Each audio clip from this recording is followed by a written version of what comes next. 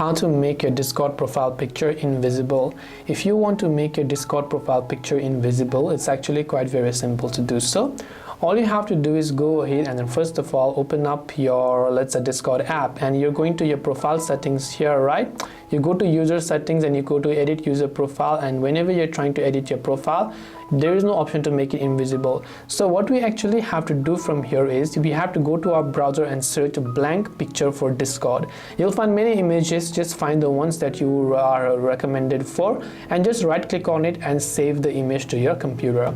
So once you save the image to your computer, we will upload this image, our profile picture, which will actually appear invisible. So now we can go here, go to change avatar, select upload image right here, go to download, select the blank image that we selected. We can also zoom out like this and then just click on apply, and now you can see it kind of shows like blank, but it is not blank because there is a picture but just in another accent of the black. So I hope that this video helped you. If you have got any more questions, feel free to also leave them down in the comment section below. As always, thank you for watching and see you in the next video.